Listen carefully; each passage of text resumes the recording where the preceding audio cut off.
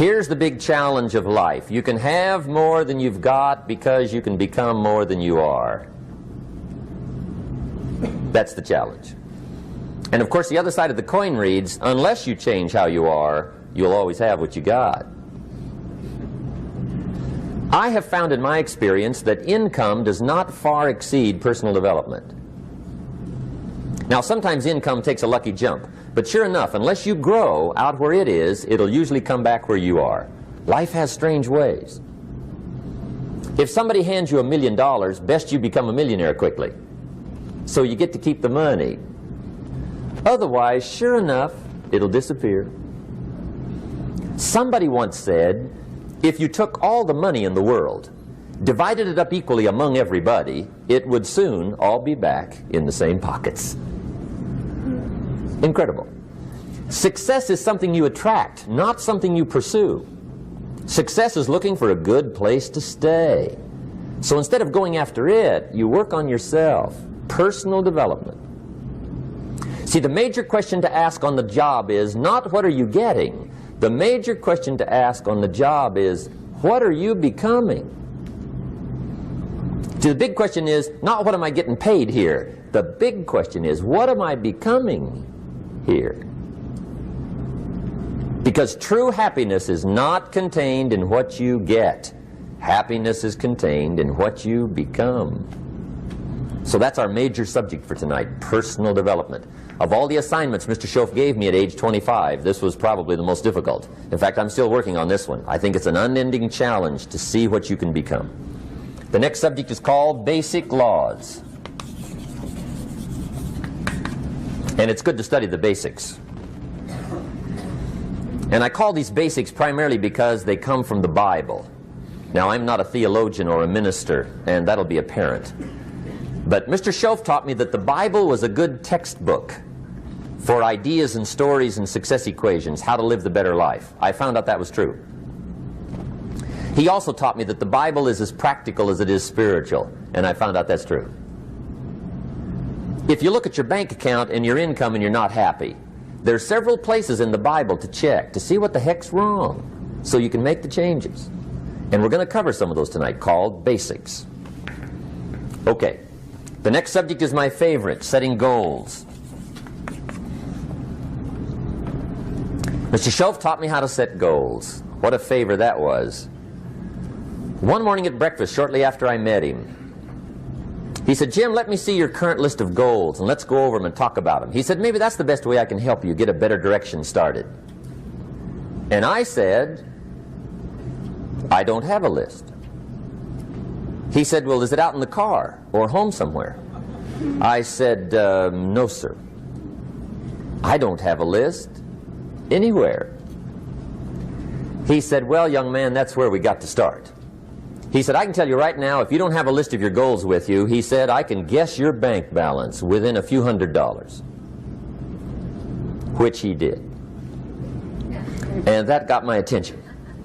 I said, you mean my bank balance would change if I had a list of goals? He said, drastically. That day I became a willing student how to set goals. And sure enough, learning how to set goals changed my life. And I often wondered why no one had ever taught me how to set goals up until age 25. I went to high school, but if they offered it, I missed it. I went to college for a year, never heard it. I worked for Sears.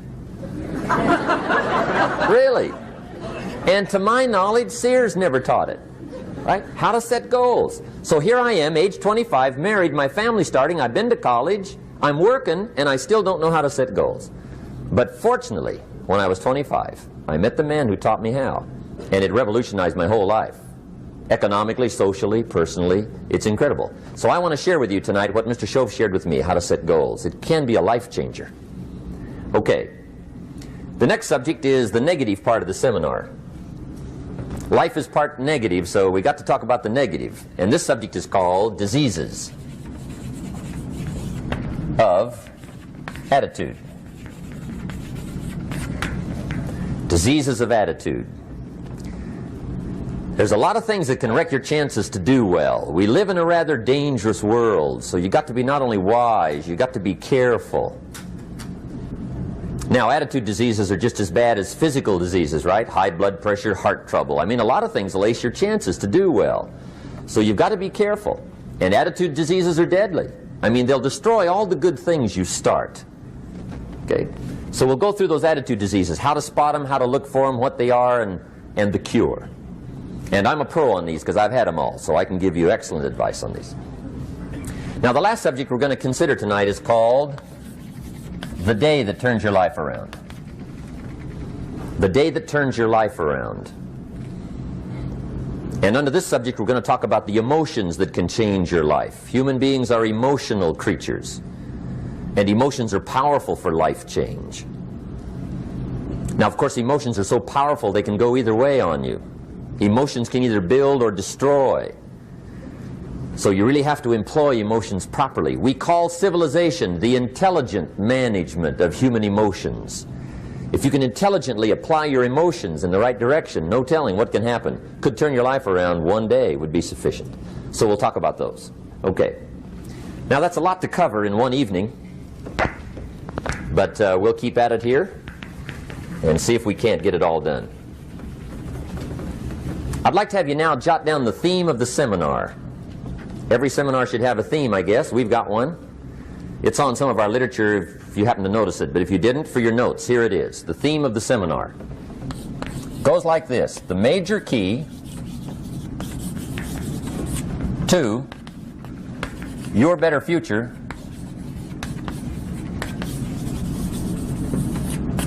is you. That's the theme of our seminar tonight. The major key to your better future is you. And I'd like to have you underline two words just to give it some added punch. Underline the word major and the word you, so that it reads, the major key to your better future is you. Now, my first suggestion is transfer this to a card or something where you can put it up, where you can see it every day. Preferably put it up where you can see it at the beginning of the day, before you go off to put the day together. This is a good phrase just to glance at, to keep in mind as you're putting the day together. It's called the silent seminar.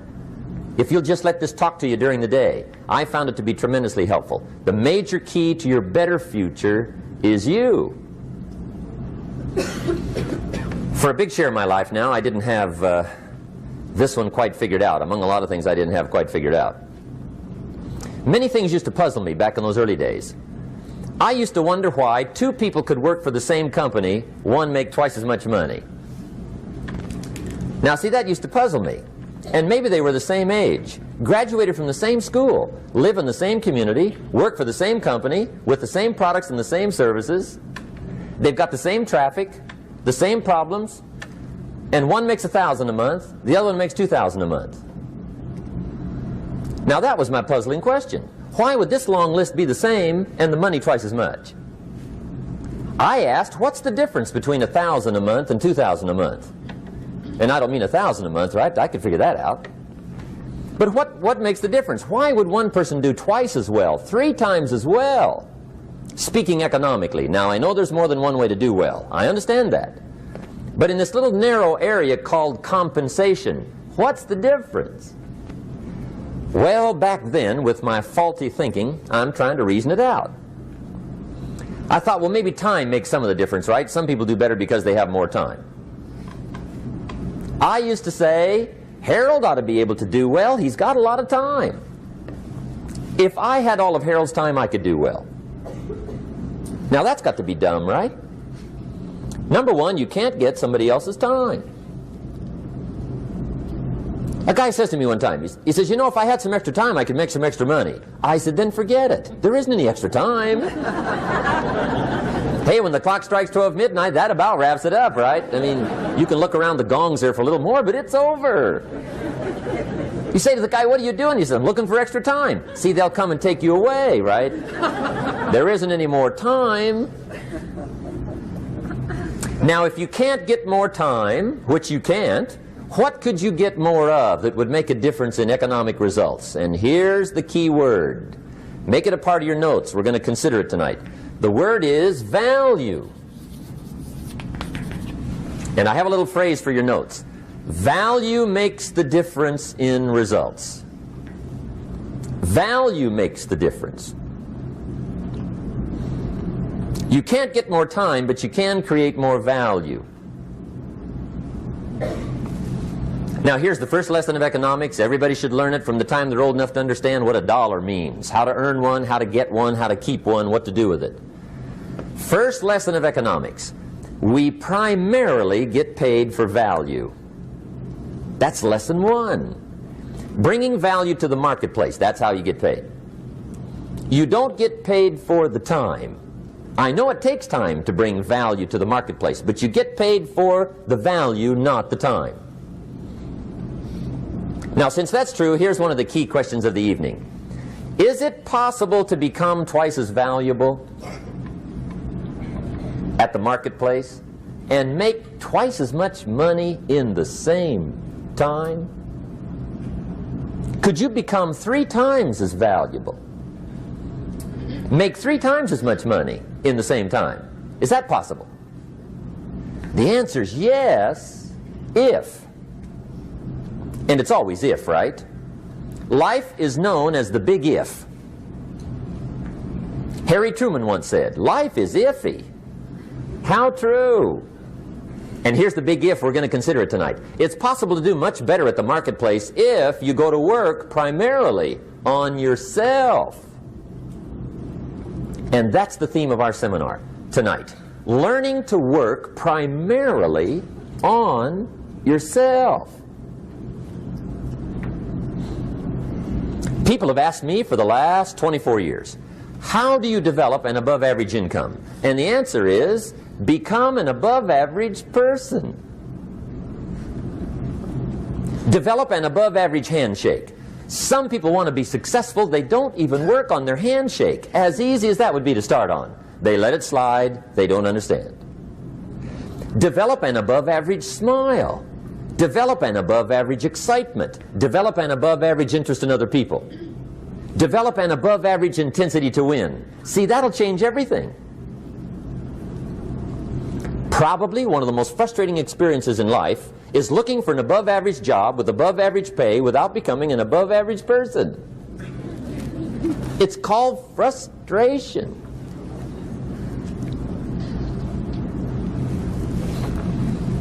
And Mr. Schoaf gave me probably the greatest clue he gave me when I first met him. He said, Jim, if you want to be wealthy and happy the rest of your life, just learn this lesson well. He said, learn to work harder on yourself than you do on your job.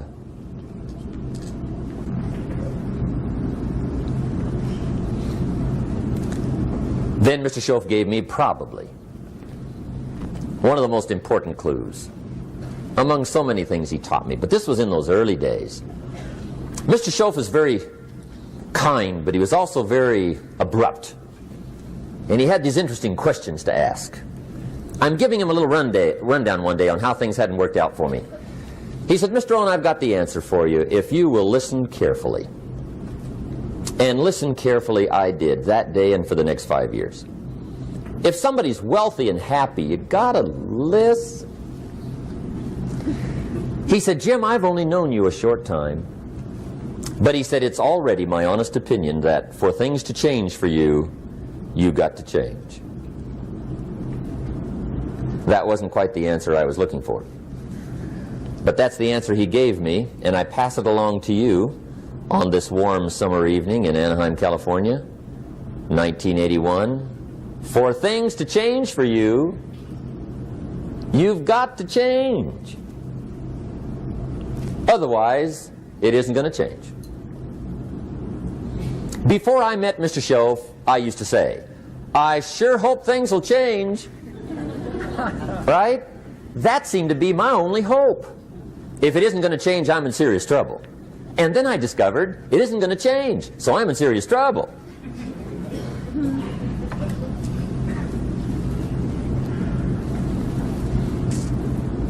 See, I can tell you what the 80s are going to be like. You have dropped into the right place. I did a seminar one time for Standard Oil executives and management in Honolulu. And we're having a conference one day on this big conference table. And one of them said to me, Mr. Rohn, you know some fairly important people halfway around the world. What do you think the 80s are going to be like? I said, gentlemen, I do know the right people. I can tell you. So they all listened very carefully. And I said, gentlemen, based on my wide experience, I can really honestly say to you, in my opinion, in the 80s, it's going to be about like it's always been. Aren't you glad you came? That's inside. I don't pass that around just everywhere. Now, of course, I said that to make a point, but I also said it because it's accurate. It's going to be about like it's always been. It isn't going to change. The tide comes in, and then what? It goes out. For 6,500 years that we know of, recorded history, and probably long before that. So it is not going to change. It gets light, and then what? It turns dark. 6,500 years. See, it's not likely to change. And we're not to be startled by that. And if the sun goes down, the guy says, what's happened, what's happened? It means he hasn't been here long, I guess, right? It always goes down about this time. The guy says, well, I don't like that arrangement. Well, you got to talk to somebody besides me, right? It gets light, then it turns dark. In rotation, the next season after fall is what? Winter. Pray tell, how often does winter follow fall? Every year regularly for the last 6,500 that we know of. See, it is not going to change. Now, some winters are long, and some are short, and some are hard, and some are easy, but they always come right after falls. It isn't going to change. Sometimes you can figure it out, sometimes there's no way to figure it out. Sometimes it goes well, sometimes it gets in a knot. Sometimes it sails along, sometimes it gets in reverse. See, that's not going to change. The last 6,000 years reads like this: opportunity mixed with difficulty. That's how it reads. It isn't going to change. The man says, well, if it isn't going to change, how will my life ever change? Answer, when you change. And whether I'm talking to high school kids or business executives, my message is always the same. And it goes like this: the only way it gets better for you is when you get better.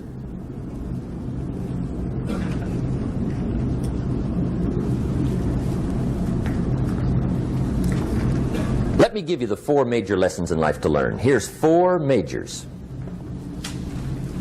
It's good to study the majors. In our weekend seminar we teach. Some people don't do well because they major in minor things. You've got to be on the lookout. At the end of every week, end of every month, you've got to check, make sure you're not spending major time on minor things. Okay, we go through that whole series. Majors and minors. Now, let me give you 2 phrases before we get to the 4 majors. This will set it up and you'll see where I'm going. 2 key phrases for your notes. Here's the first one. Life and business is like the changing seasons. That's the first phrase. Life and business is like the changing seasons. One of the best ways to describe life, it's like the seasons. Frank Sinatra sings, life is like the seasons. Now here's the second phrase. Very important. You cannot change the seasons, but you can change yourself. You can't change the seasons, but you can change yourself. And see, that's how life gets better for you, not by chance, but by change. Now, here's the 4 major lessons in life to learn. I've got my first book finished. Came out a couple of weeks ago. This is in it. The 4 major lessons in life to learn. Here they are. Number 1, learn how to handle the winters. That's lesson 1. They come right after falls with regularity. Some are long and some are short and some are hard and some are easy, but they keep coming. You must learn to handle the nights. They come right after days. You must learn to handle difficulty. It comes right after opportunity. You must learn to handle recessions. They always follow progressions. For the last 6,000. See, it isn't going to change. The lesson you must learn is how to handle it. And there's all kinds of winters, right?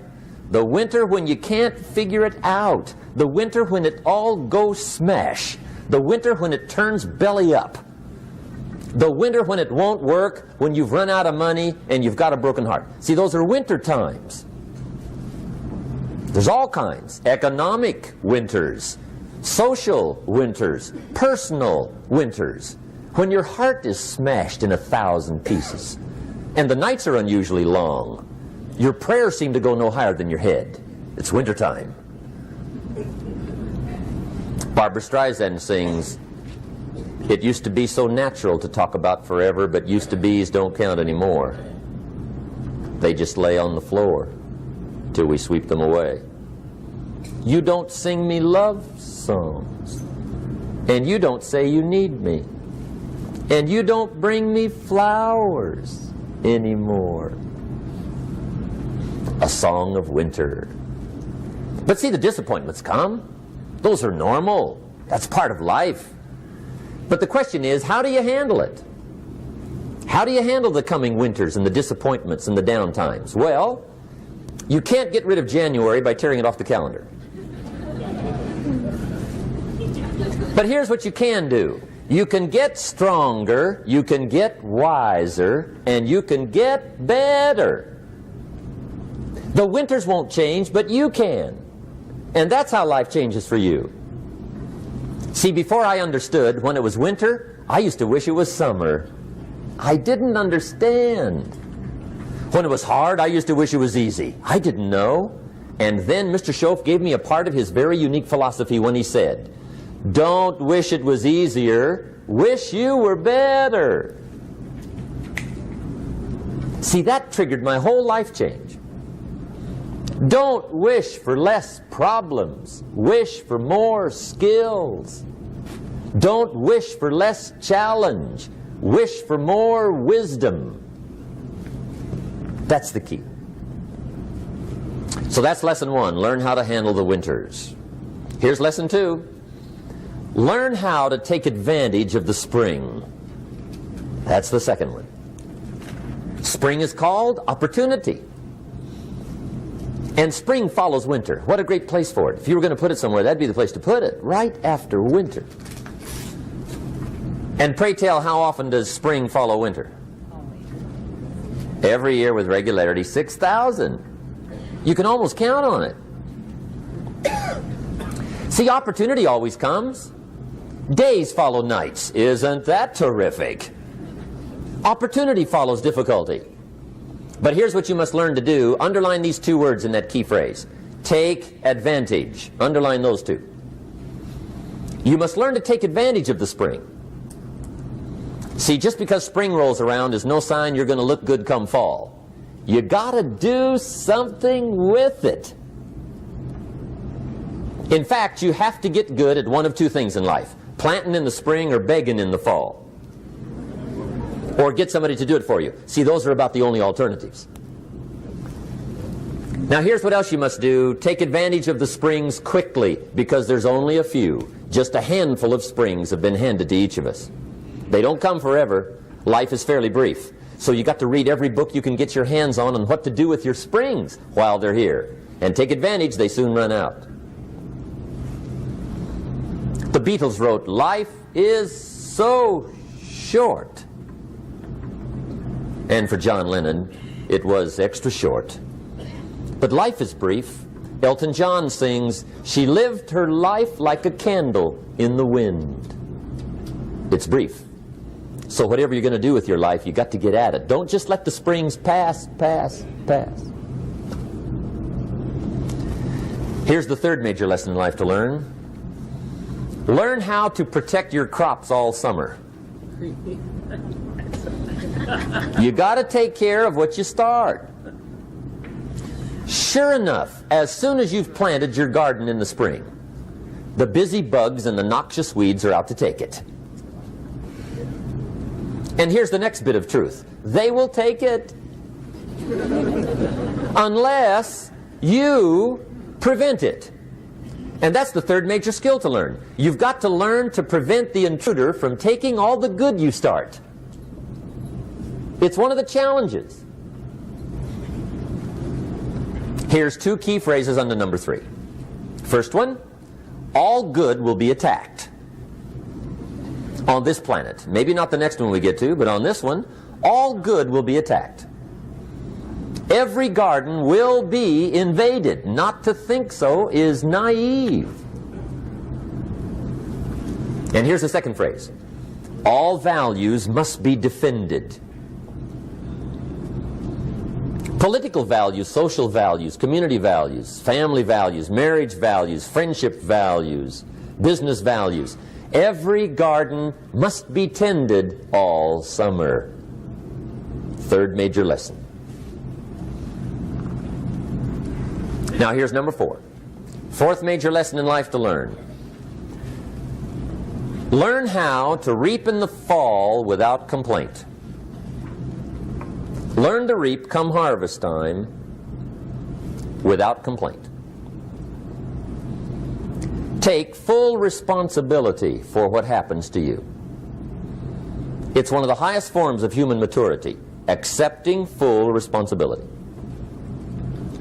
It's the day you know you've passed from childhood to adulthood, the day you accept full responsibility. And another note, learn to reap in the fall without apology. Without apology if you do well, and without complaint if you don't. That's maturity. I used to have that long list of reasons why I wasn't doing well. To explain.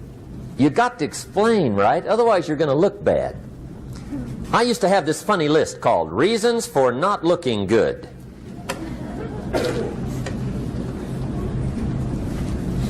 I used to blame the government. I mean, you can believe that or not. It was at the top of my list. I had a lecture second to none. The government. That was on my list. I used to blame taxes. Look what you got left after they take everything. And they expect you to do well. That was on my list there. Prices, that one's easy, right? You walk into the supermarket with $20, come out with a little half bag. So I had that on my list. I used to blame the weather. I blamed the traffic. I used to blame my car. I blamed the manufacturers. I used to blame the company. I blamed company policy. I used to blame the training program.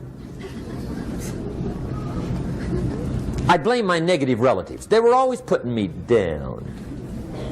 I blame my cynical neighbors. They're just selfish, looking out for themselves. Won't loan you money? They were on my list.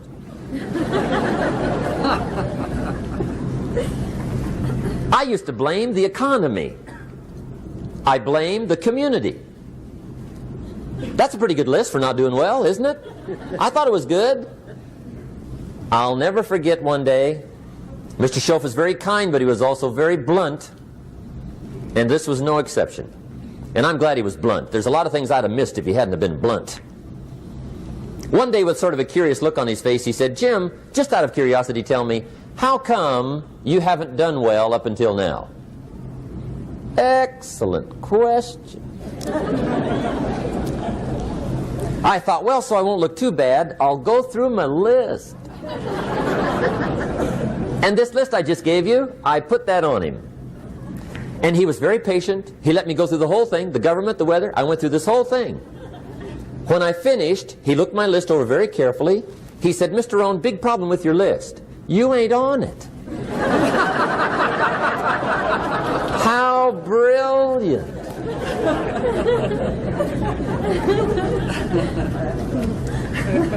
When I went to work for him a few months later, I learned very quickly to tear up my list, reasons for not doing well, and I threw it away. And I got me a fresh piece of paper. And I put one word on it. Me. There's a Black Heritage spiritual that says, "It's not my mother nor my father, nor my brother nor my sister, but it's me, O Lord, standing in the need of prayer." See, I used to blame everything outside. And then let me give you a little philosophy that helped turn my life around. For your notes, here it is. It's not what happens that determines the quality or the quantity of your life. It's not what happens. And the reason is because what happens happens to about everybody. No different. The sun went down on all of us last night. A common event, a happening. And I found out that the same things can happen to two different people. One gets rich and one stays poor. Why is that? It's because it's not what happens, but rather it's what you do that changes everything. So that's a key phrase. It's not what happens, it's what you do. What happens is about the same. You might put that in parentheses here. Same. What people do, that's what's different. Anything can happen, right? Everything can happen. I've heard all the stories. I've been one of the stories. Hey, we could all tell stories all night long, right? Happenings. Anything can happen. Have you heard of Murphy's Laws? Anybody here heard of Murphy's Laws? Okay, most of you have. Murph had these laws. One of them was, if anything can go wrong, it will. That's one of Murphy's Laws. He was not one of the great positive speakers of the day. But anyway, it's still true though, right? Anything can go wrong, everything can go wrong. For sure. I've fallen out of the sky so many times. Once to the tune of a couple of million. Devastating. Took me a while to survive that one. Now, it wasn't all that much, but it was all I had. Right? I mean, that's when it's much, right? When it's all you got. If you got 3, 2 go, you got 1 left, you ain't looking that bad. But when it all goes. Has anybody been there when it all went? Anybody? Come on, the rest of you liars. Go ahead. Hey, we've all been there, right? When it all went. Of course, it used to be a long time ago, right? When you ran out of money, got to 0, you were all through. Heck, now you can whistle right on by 0, right? I mean, they will bury you. That's what they will do.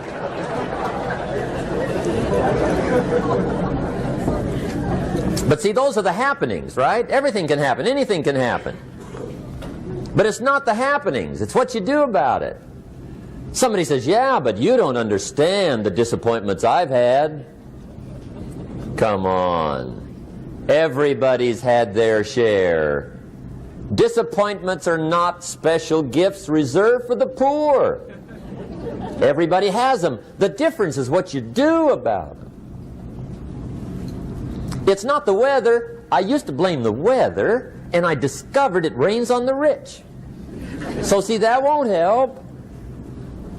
2 men wake up one morning, there's a rainstorm on. One of them looks out his window, sees the rainstorm, and he says, wow, what a storm. With weather like this, they can't expect you to go out and make sales. He stays home. Same morning, the other guy looks out his window, sees the same storm, says, wow, what a storm. But he says, you know what, with weather like this, what a great day to go out and make sales. Most everybody will probably be home. Especially the salesman.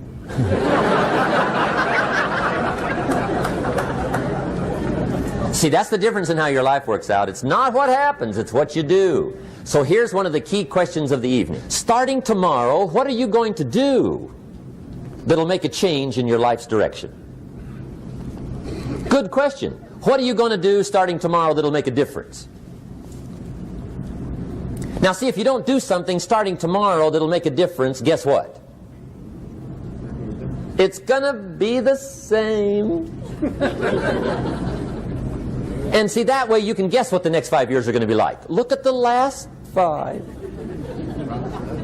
Because the next 5 are going to be like the last 5 unless you, major key, tomorrow, change it all. Or change a little, or change something, or don't change. It's choice time. You can do whatever you want. But it's nice to know any day you wish you can change your whole life. What can you do starting tomorrow that'll make a difference? Good question.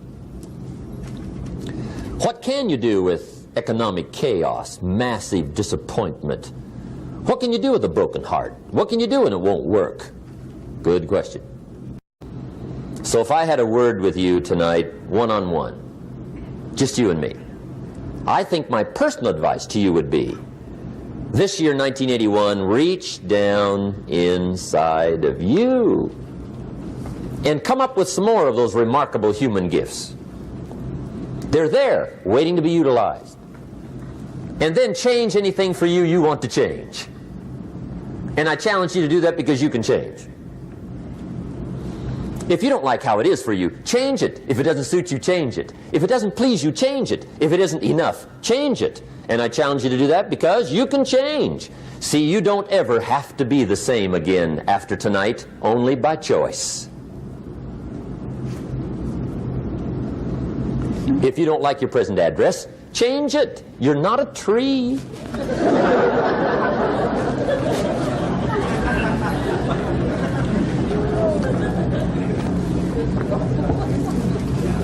Now, let me give you 3 steps to personal development. Let's get down to the nitty-gritty.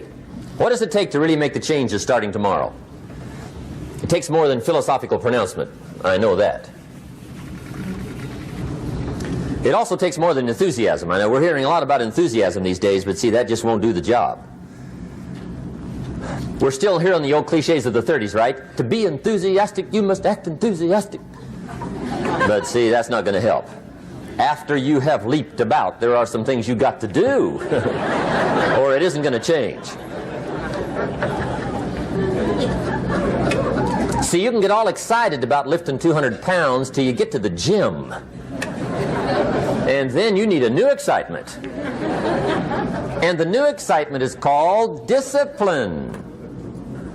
Major step to human progress. Discipline. If there's one thing to get excited over, that's it. Get excited over your ability to make yourself do the necessary things. What could you make yourself do starting tomorrow that would change it all? No! Tell him. Now, see, that's exciting. On any given day, you can massively change the direction of your life. Murder is a clear example that any one person on any given day can forever alter the course of their life. It just happens to be a negative act. But just as sure as you can commit a negative act, you can also commit a positive act and forever alter your life, whenever you wish. Now that's exciting. And whatever that act might be that changes your life. The guy finally takes a shotgun to his car and blows out every window, destroys every tire, puts 100 rounds in this shabby old thing. And he says, I have driven this embarrassing thing for the last time. And not only will I never drive it again, nobody else will ever drive it again. And he lets that shuddering thing stand there for a while as a monument to the day he said, today my life changes. Now who can do that? Anybody. When can you do it? Whatever day you pick.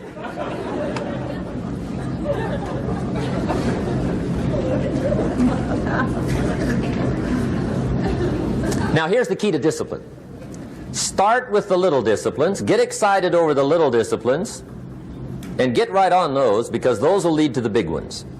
You can't handle the big challenges in life unless you take on the little ones.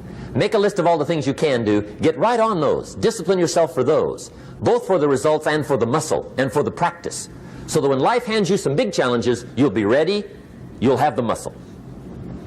But see, if you don't handle the small ones, you can't take care of the big ones.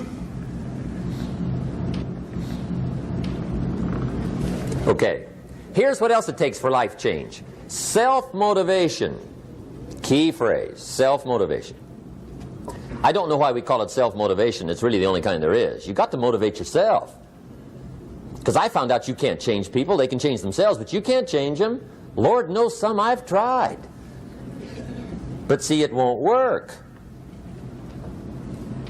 People have to change themselves. I learned some of those lessons early. I built a little sales organization way back in those early days. I'm 25. And I had some nice people. I said, I'm going to make these people successful if it kills me. I almost died, right? I mean, you can't do that.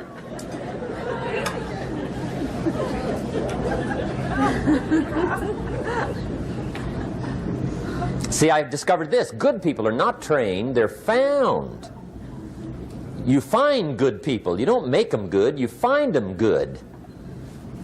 Training really is for the purpose of finding good people. You don't need much instruction for a good person.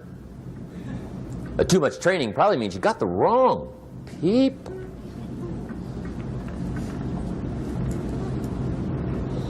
So you got to find the right people. That's the key to getting a good job done. One of the major things we learn in management, lesson 1, don't send your ducks to Eagle School.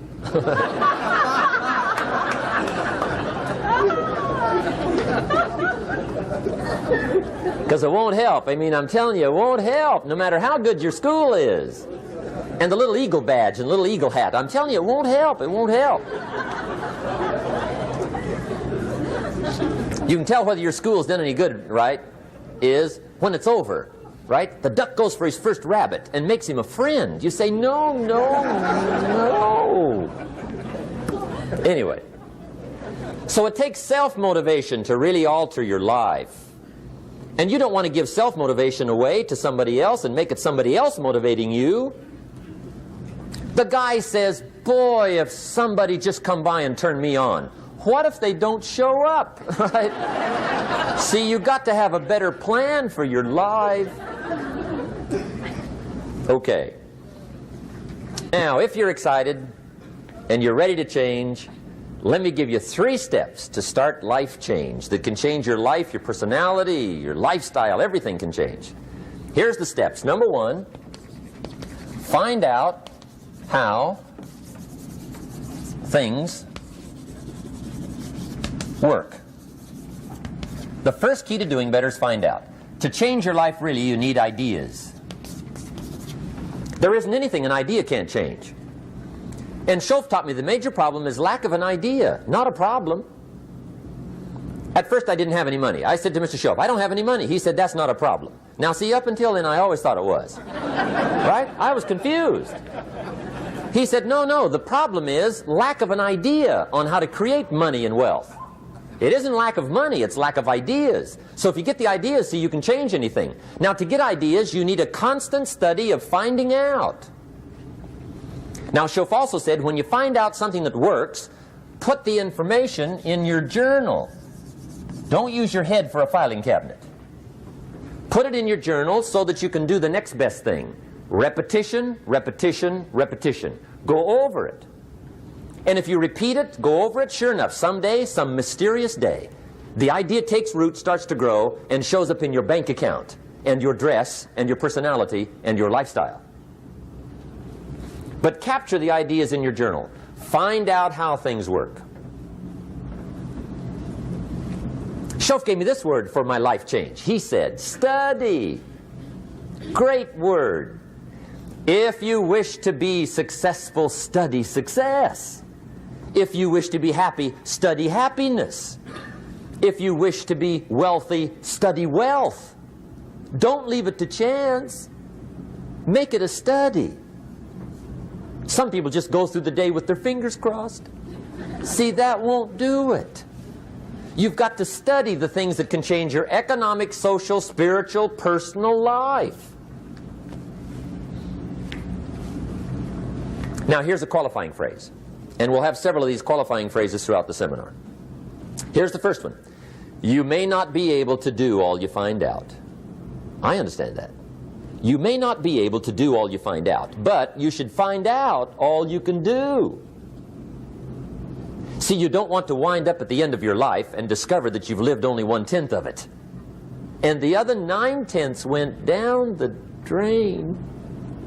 Not for lack of opportunity, for lack of information. So that's number 1, find out how things work. Now here's the best human virtue for finding out, curiosity. Make a note of that. Curiosity. Be curious. You might add a word to it that'll help. Childish curiosity.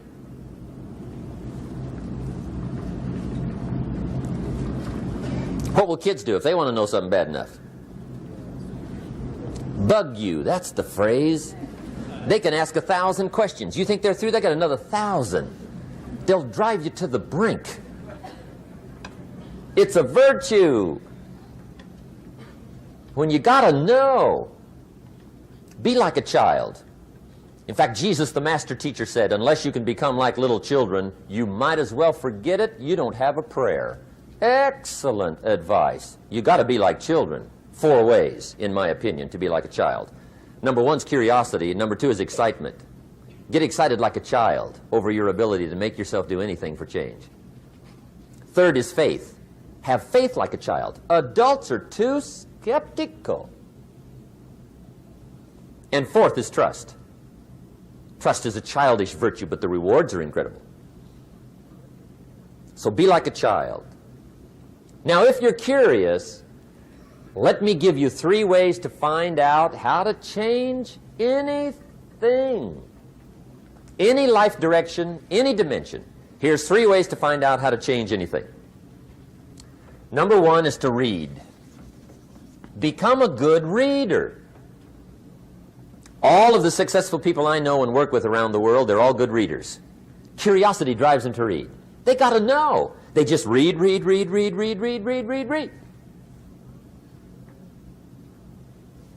Become a good reader. Now, that's my opinion. Listen to the other lecturers and listen to me and make up your own mind. Don't be a follower. Be a student. Okay? I say, really, for life change, you got to read. One way to learn is from your own experiences, but another way to learn is from other people's experiences. See, one book might save you 5 years if you read it. Did you know there's books on how to be stronger, more decisive, be a speaker, be a leader, have a better effect on other people, develop your personality? Did you know there's books on that? And people don't read them? How would you explain that? And they can read. Did you know that hundreds of successful people have written their stories in books and they wrote down how they did it and people don't read it? How would you explain that? The guy's busy, I guess. You know, you get tied up. The guy says, well, yeah, you work where I work, but the time you struggle home, it's late. You got to eat a bite of supper, watch a little TV, get to bed. You can't sit up half the night reading. And the guy's behind on his car payment. Good worker, hard worker, sincere. But you got to be better than sincere and work hard. Otherwise, at the end of your life, you'll wind up cold, stony broke. You got to be better than a good worker. You got to be a good reader. The whole world is governed by laws. The universe, in fact. Laws. We call it the law of electricity. We call it the law of gravity. There's mathematical laws. There's physical laws. Speed and velocity laws. Agricultural laws. There's all kinds of laws. Now that we find ourselves on the spinning planet, you just have to learn what I call the setup. Learn the setup. Life's setup. Now, we didn't set it up, but we're here, so you got to learn it. And we should learn the setup for 2 basic reasons. Number 1, to keep from getting hurt. It's one of the major reasons for learning, so you won't get hurt. See, economically, socially, personally, you can get hurt just not knowing. Ignorance is not bliss. Ignorance is poverty. Ignorance is tragedy. You got to know, or you're going to get hurt. It's good to know not to walk out the 10-story window.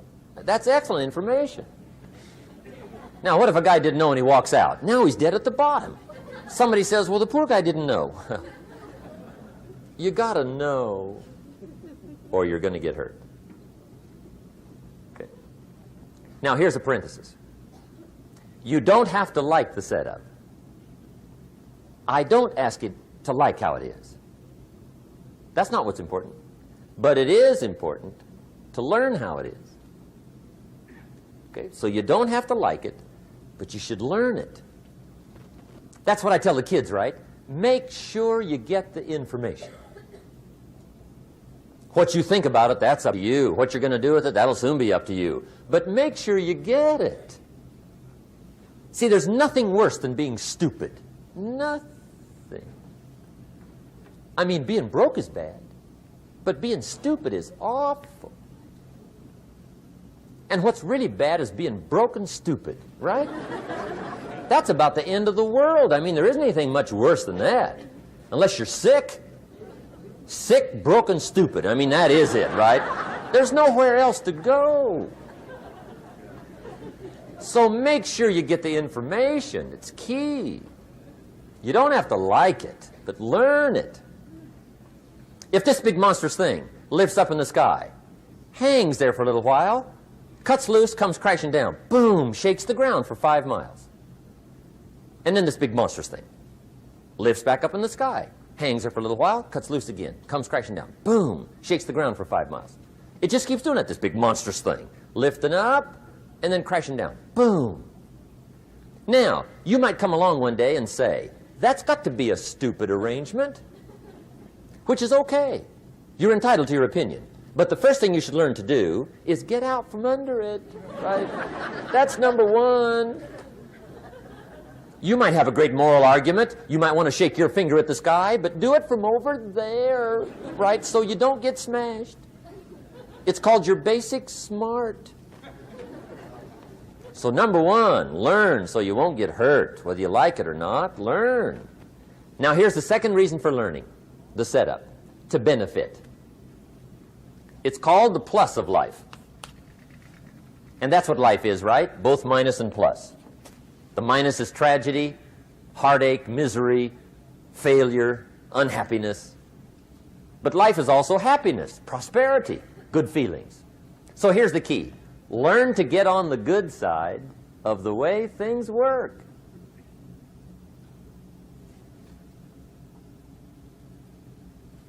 Now, here's 2 of the basic laws, and we'll take our break. Shof taught me these. They come from the Bible. Now, again, I'm an amateur, okay? When it comes to the Bible, I'm not a pro. So you'll sort of have to take my way of putting it. But here they are. The first one is the law of use. The law of use. And it goes something like this. Whatever you don't use, you lose.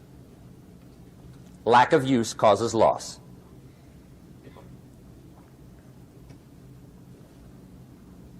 On this planet, maybe not the next one, but on this one, if you tie your arm to your body, leave it there long enough, you'll never use it again. It's over for the arm. Now, it may not be over, but it's over for the arm. The only way to keep the use of this arm is what? Keep using it. If you quit, you lose automatically. They don't bring it up for a vote. You lose automatically when you quit. Now, the same thing that goes for your arm goes for your brain, mentality. The same thing goes for all the human virtues. Ambition, unused, declines. Strong feelings, unused, diminish. It doesn't grow, it diminishes. Faith, unused, decreases. It's a law. Vitality unused diminishes. Energy unused decreases. The guy says, well, I'm going to save up my energy. You can't do that. That's like trying to save today, put it on the end of the year. See, you can't do that. They'll come take you away. If you don't use today, what? It's lost. The guy says, well, I'll work twice as hard tomorrow to make up for it. See, that's foolish. You could have done that anyway. Today unused is lost. A talent unused is lost. An ability unused is lost. So here's one of the key expressions of the evening. Take a new inventory of yourself. Starting tomorrow, new project. Take a new inventory. And make sure that all of your talent and ability and mentality and ingenuity and vitality and strong feelings, faith, courage, make sure that all you've got's being used. Otherwise, you lose. Now, one of the best illustrations of the law of use is a Bible story called the Parable of the Talents. The Talents story. Interesting story if you haven't read it in a while. Just review it. It's a good story. An ancient story. It says there was a master with 3 servants. He got them together one day and he said to the 3, I've got these talents. And in those ancient days, a talent was a measure of gold. And he said to the 3 servants, take these talents and see what you can do with them while I'm gone. He said, I'm taking a journey and I'll be gone for a while. When I come back, we'll get together, go over the book, see how you did. He said, here's 5 of these talents for you. 5. Here's 2 of them for you. 2. And here's 1 for you. 1. The master said, take those talents, see what you can do with them. When I come back, we'll get together, we'll go over it all. The servant said, okay, master takes off. According to the ancient story, the master comes back from his trip. When he gets back, he gets the 3 servants together, and as he said he would, he asks, how did it go with those talents? You were 5. What happened? That servant said, well, I took the 5 talents you gave me, and I put them to work. A little shaky at first, but he said things finally got rolling. And he said, I poured it on. And he said, my talents grew to 7, 8, 9, 10. He said, I doubled my talents from 5 to 10. Books will show. Master said, one heck of a job. Or something like that. He said, I gave you 2 talents. What happened? That servant said, about the same thing happened to me. I put those 2 talents to work, poured it on. They grew to 3 and then to 4. He said, I doubled my talents from 2 to 4. Books will show. Master said, well done. He said, I gave you 1 talent. What happened? That servant said, well, I took the talent you gave me, and I carefully wrapped it, and I dug a hole and buried it. And camouflaged it, I suppose, right? So nobody would steal it. And he said, fortunately, nobody got it. And he said, I knew you were going to be here today, so I dug it up. Here it is, safely wrapped. I did not lose it while you were gone. According to the ancient story, the master said, take that talent away from him and give it to the man that's got 10. Now you might say, well, I don't like that arrangement. The poor guy's only got 1 talent. He's already got 10. It ought to be more even. Remember, I didn't ask you to like it. But this one I would ask you to learn, because it simply means whatever you do not employ, you forfeit. It's a law. So learn well the law of use. Now here's the second one, and we're going to take our break. Second law from the Bible. This one we've heard since we were small, I'm sure. It's called the law of sowing and reaping. In fact, we've probably heard it so often we could quote it. It says, whatever you sow, what? You shall reap. Fairly blunt, hopefully clear. Here's my first suggestion on the law of sowing and reaping. Don't try to beat it. You might as well try sitting on the sun in the morning. Keep it from coming up. You'll have better luck. Whatever you sow, you reap. Now, for a fair share of my life, I'm a bit mixed up on how all this applies. Among a lot of things I was mixed up on. I knew I wasn't reaping too good. That I understood. My problem was I was confused about what was causing it. Remember me with the funny list? I thought those are the reasons why it isn't working out well. And then Mr. Schoaf gave me the clue that helped me figure it all out. He said, Mr. Rohn, I have another answer for you. There's another way to quote this law that'll show you where the problem is so you can go to work on it right away. All you need to know is where the problem is. Then you can go to work on it. So he quoted me the law another way, and I found out what my problem was. Here's the way you quote the law. Whatever you reap is what you've sown. Now I knew what my problem was. Whatever you reap is what you've sown. If you don't like the crop, who do you look up? Answer, whoever planted it. And where do you find who planted your crop? Answer, in the mirror. What I finally learned to do come fall was to go to the mirror. That's where you go. And if necessary, you say, a few skinny carrots? I got to be unimpressed. Where were you last spring? Asleep. Didn't you read the books? Did you break your hoe? Let me give you 7 key points to the law of sowing and reaping. Let's tick right down through the list of 7, and it'll be break time. 7 points to sowing and reaping. Here's part of the philosophy that really helped me to make some changes in life direction. Number 1, the law of sowing and reaping is negative. That's number 1, which simply means if you sow bad, you reap bad. Now, this is kind of 3rd grade, but it doesn't hurt to go over the basics. If you plant thistle seeds, you don't get pumpkins. Honest, no use looking for pumpkins. John says, how come no pumpkins? Come on, John. The law's negative. That's how come. Now, here's number 2. The law's positive, which simply means if you sow good, you reap good. If you plant pumpkin seeds, you don't get thistles. Not from pumpkin seeds. Mother Nature won't pull tricks on you over in the corner snickering, pushing new thistles and you planting pumpkin seeds. She won't do that. You will get pumpkins from pumpkin seeds, and the reason is because the law is positive. Now, here's number 3. I got excited when I found out the full dimension of this.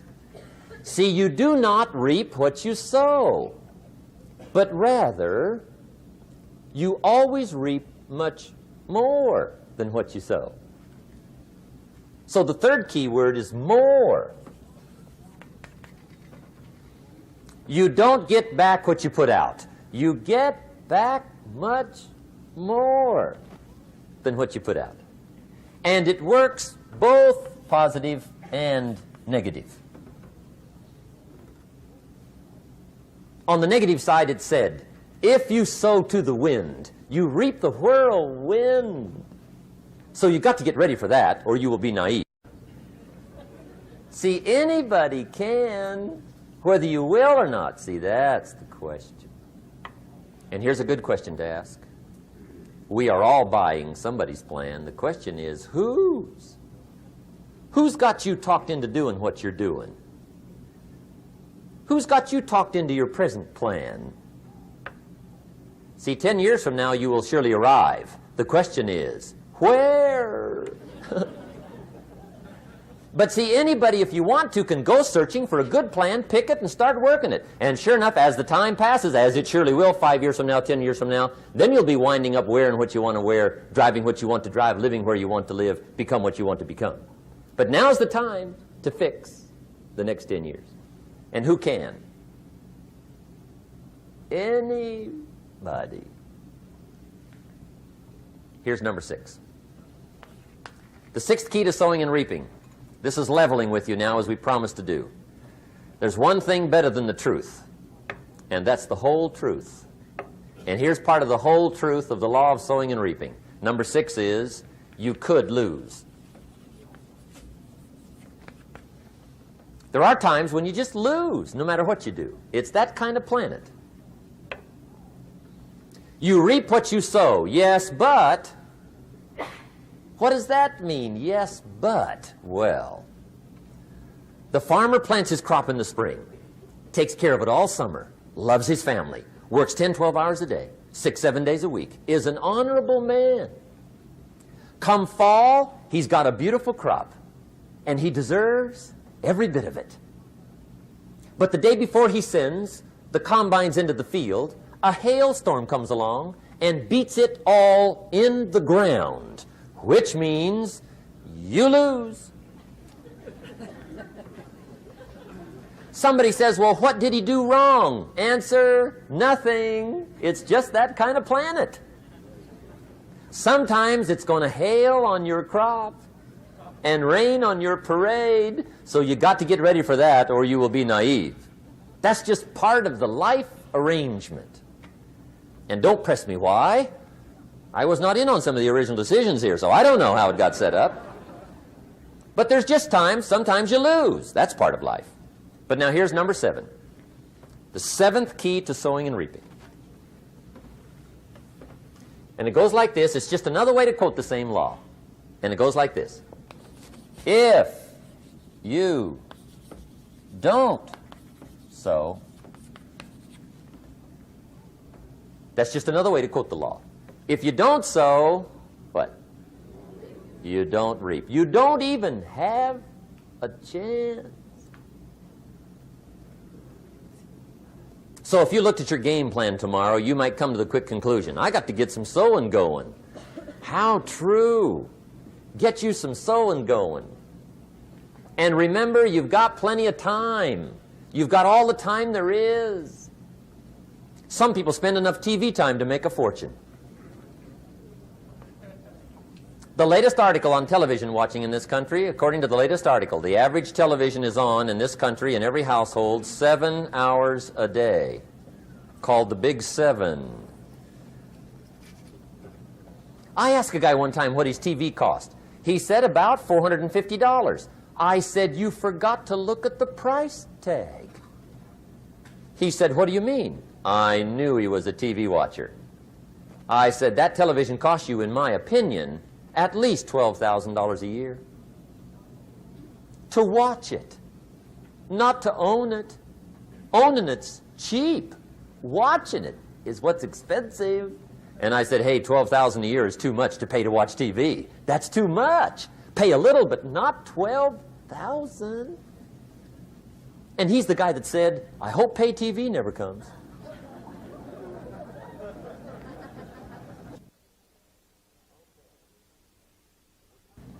Okay. We're trying to cover an awful lot tonight. I realize that. But my time schedule is such that we just have to sort of give it all to you and let you sort the rest out. I wish we had plenty of time for questions and answers and that whole thing, but our time is just limited. But we are trying to go through an awful lot. I realize that. But looks like everybody's getting it. This is about the note-takingest crowd I've seen in a long time.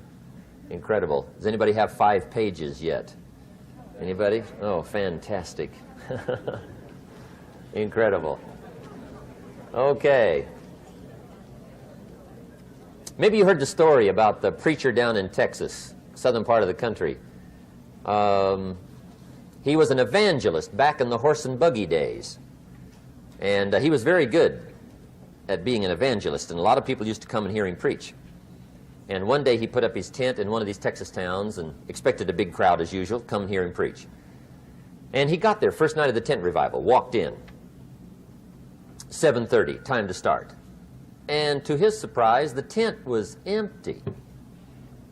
He thought, well, something must be drastically wrong.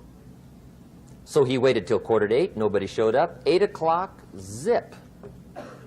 Finally, 8:15, one lone cowboy wandered up on his horse, tied his horse up outside, came in, sat down on the front bench, right, waiting for something to happen.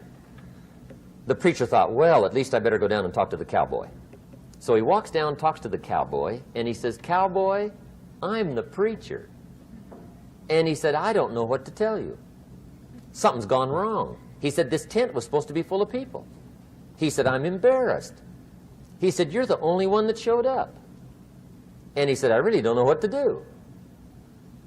And the cowboy said, well, I'm not a preacher, so I really can't tell you what to do. You know, he said, I'm just a cowboy. But he said, I know this, if I went out to feed my cattle and only one showed up, I'd at least feed it. The preacher thought, hey, the cowboy is right. If you've got a good idea to share, you should share it, if there's 1 or 1,000. So he got kind of inspired by this conversation, and he jumped up on the platform and started to preach, as if the tent was full of people. It just exploded. And he went for an hour and 15 minutes, just kept rolling. Finally, he quit. And when he finished, he came down off the platform and talked to the cowboy again. He says, well, cowboy, what did you think of my sermon? And the cowboy said, well, I'm not a preacher, so I really can't tell. You know, he said, I'm just a cowboy. But he said, I know this. If I went out to feed my cattle and only one showed up, I'd feed it, but I wouldn't dump the whole load on it.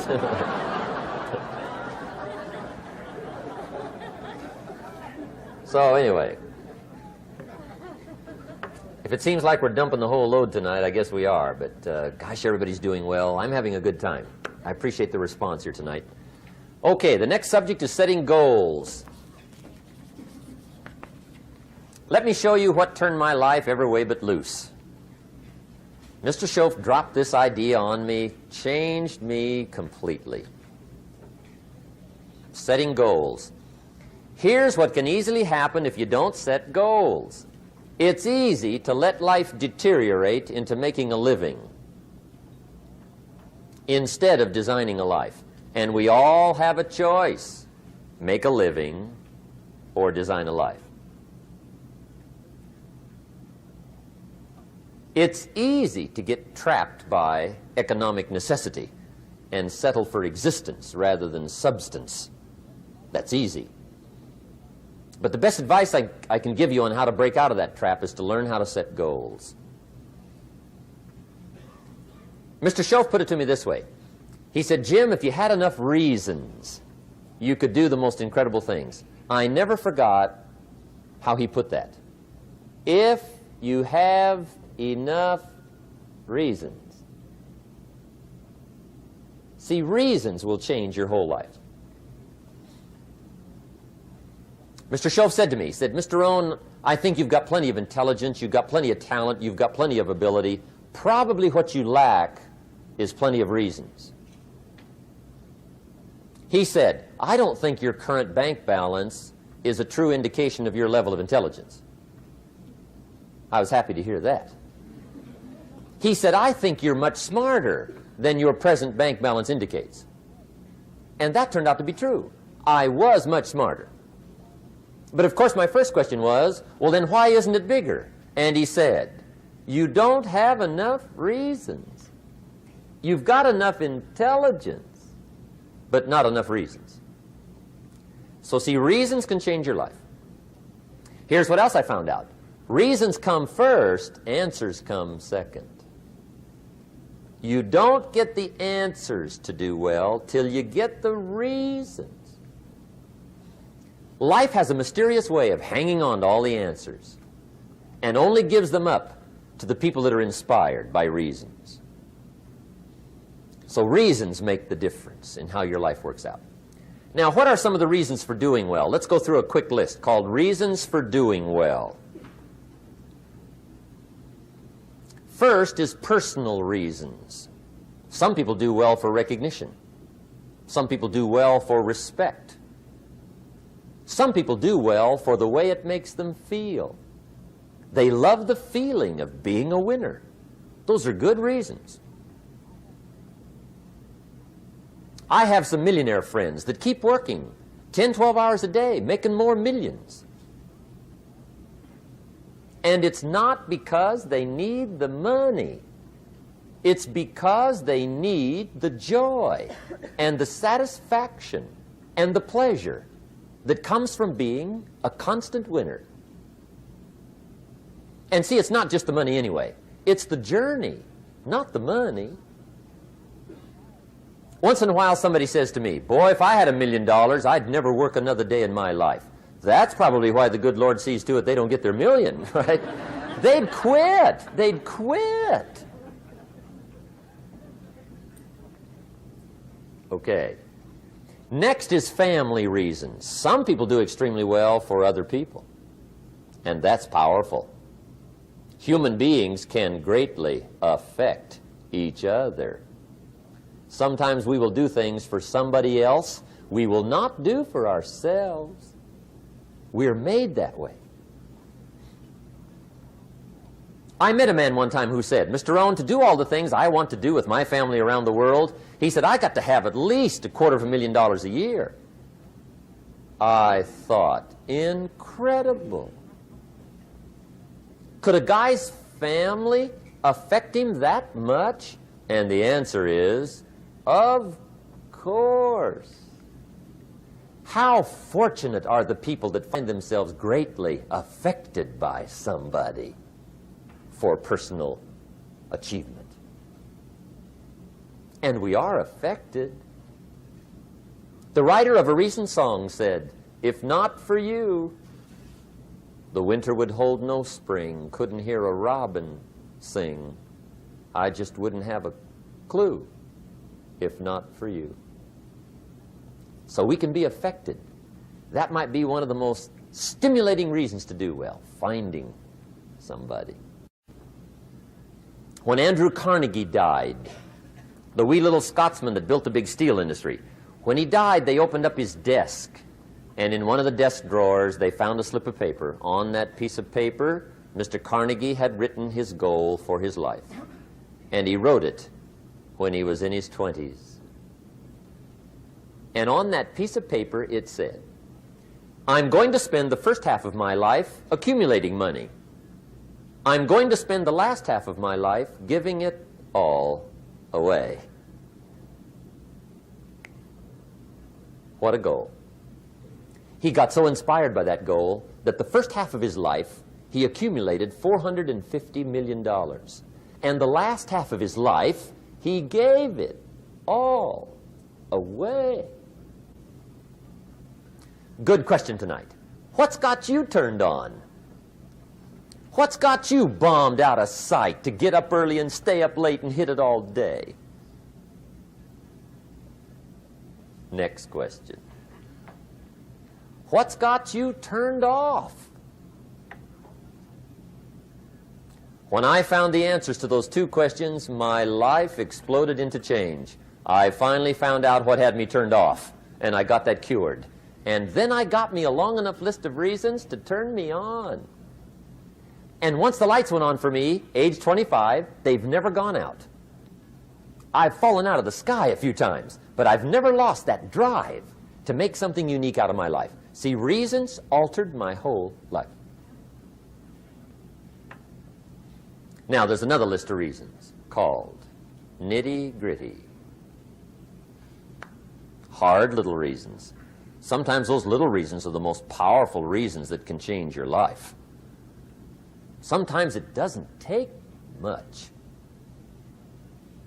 I now carry several $100s in my money clip.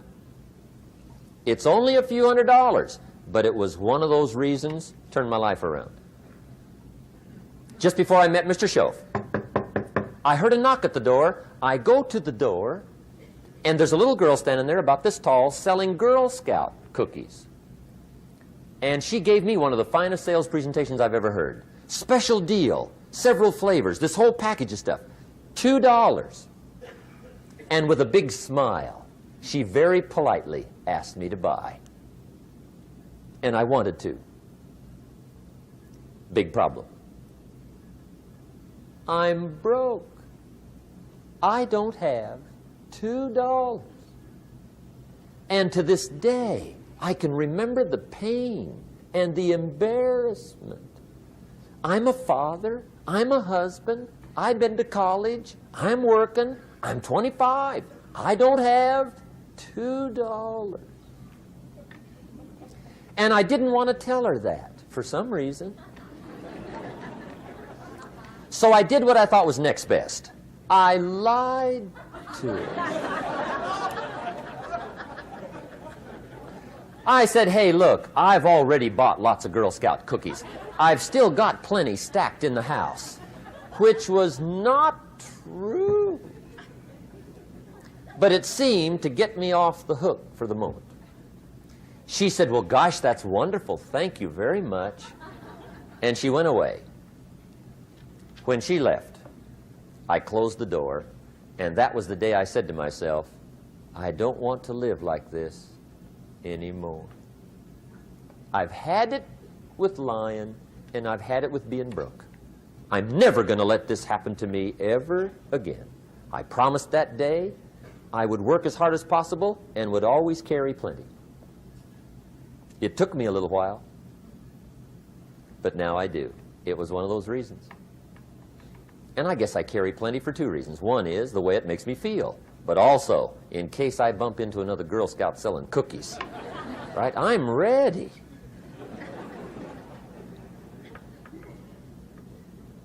I walked out of the Bank of America one time up in Saratoga, California, where I used to live. Two little girls selling candy right outside the bank. Good place. Some girls' organization they're working for, right? I come walking out of the bank. This first little girl walks up to me. She said, "Mister, would you like to buy some candy?" I said, "I probably would." "What kind is it?" She said, "It's almond roca." I said, "My gosh, that's my favorite." She said, "Wonderful." I said, "How much is it?" She said, "It's just $2. I thought, incredible. I said, "How many boxes of that candy have you got?" She said, 5. And her little friend was standing there. She was selling candy too. I said, "How many boxes have you got?" She said, "I've got 4. I said, "That's 9. I'll take them all." They said, "Really?" I said, "Yeah, it's my favorite. I've got some friends. I'll pass them around." They got so excited, put all this candy together. I reached in my pocket, gave them the $18. When I've got the candy and they've got the money, that first little girl looks up at me. She says, "Mister, you are really something." How about that? Can you imagine only spending $18 and have somebody look at you in the face and say, "You are really something"? Now you know why I carry heavy, right? I'm not going to miss anymore. It was just one of those reasons. Helped to change my life. One of my nitty-gritty reasons was budget finance. Budget finance used to grind my soul. Way back in those early days, I had fallen for one of those consolidation loans, where you take all your little hard-to-pay bills, put them into one big impossible-to-pay bill, right?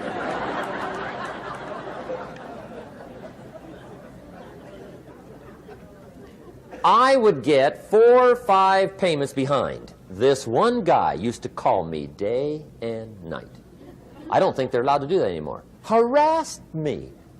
Threatened to run me in front of the judge. Threatened to ruin my credit. Threatened to embarrass my family. One day he said, "We're going to come get your car, drag it rear end up down the street in front of your neighbors." The guy even called me a flake. And back in those days, I'm broke, I'm pitiful, there's nothing I can do about it. But I never forgot how the guy treated me. And when I met Mr. Schoaf and I got my life straightened out and the money started to flow, that was one of my first projects, budget finance. I poured it on day and night. I finally put all the money together I owed him, which was considerable. I picked a day for the payoff. And when the payoff day came, I put the money in small bills in a big briefcase. And I walked into the budget finance office on Wilshire Boulevard in Los Angeles. The guy who harassed me so often, his desk was about 3 back. I walked right up to his desk, startled him. He wondered what I was doing there. It was the first time I'd been there since I'd borrowed the money, right? Without saying a word, I opened up this briefcase, dumped this pile of money all over his desk. I said, "Count it. It's all there. I will never be back." And I turned around and stormed out. Now, that might not be noble, but if you haven't tried it, you've got to one time.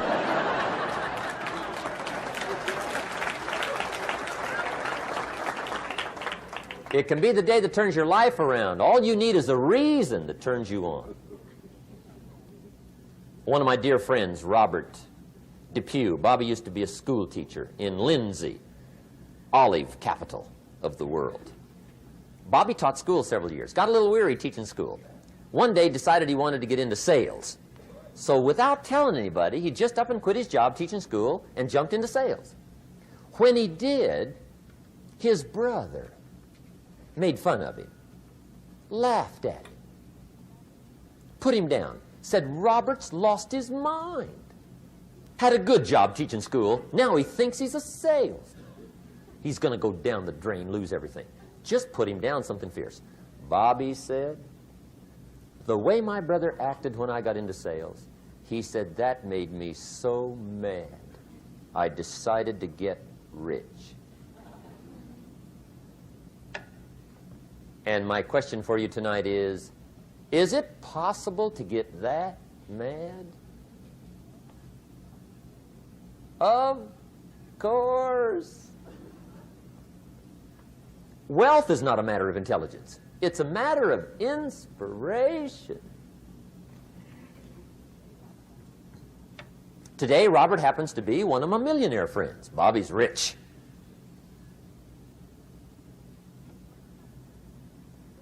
Frank Sinatra said one time, the best revenge is massive success.